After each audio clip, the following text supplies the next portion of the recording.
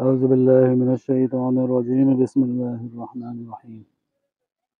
الرحمن علم القرآن خلق الإنسان علمه البيان الشمس والقمر بحسبان والنجم والشجر يسجدان والسماء رفعها ووضع الميزان ألا تطغوا في الميزان وأقيموا الوزن بالقسط ولا تخسروا الميزان والعرض وضعها للأنام فيها فاكهة ونخل ذات الأكمام والحب ذو العصف والريحان فبأي آلاء ربكما تكذبان خلق الإنسان من صلصال كالفخار وخلق الجان من مارج من نار فبأي آلاء ربكما تكذبان رب المشرقين ورب المغربين فبأي آلاء ربكما تكذبان مرج البحرين يلتقيان بينهما برزخ لا يبغيان فبأي آلاء ربكما تكذبان يخرج منهما اللؤلؤ والمرجان فبأي آلاء ربكما تكذبان وله الجوار المنشآت في البحر كالأعلام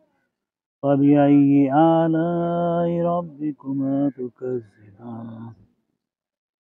كل من عليها فان ويبقى وجه ربك ذو الجلال والإكرام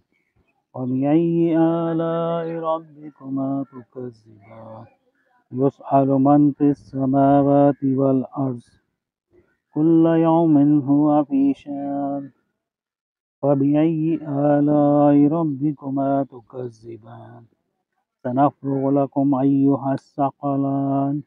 فبأي آلاء ربكما تكذبان يا معشر الجن والإنس إن استطعتم أن تنفذوا من أقطار السماوات والأرض فانفذوا لا تنفذون إلا بسلطان فبأي آلاء ربكما تكذبان يرسل عليكم شواظ من نار ونحاس فلا تنتصران فبأي آلاء ربكما تكذبان فإذا انشقت السماء فكانت وردة كالدهان فبأي آلاء ربكما تكذبان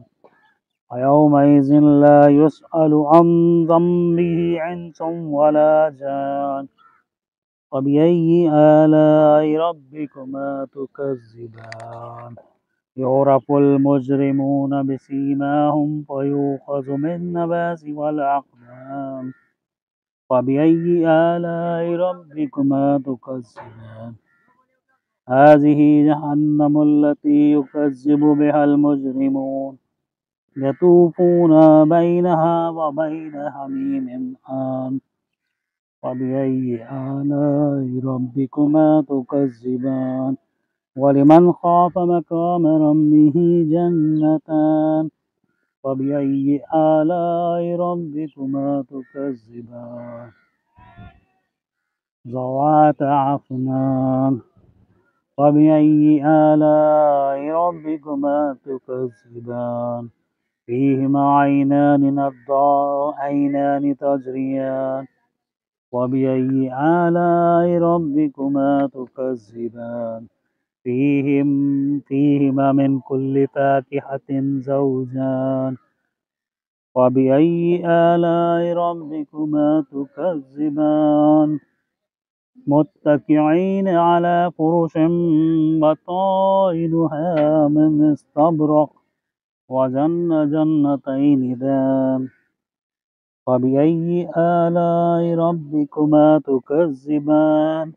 فيهن قاصرات الطرف لم يطمثهن إنس قبلهم ولا جان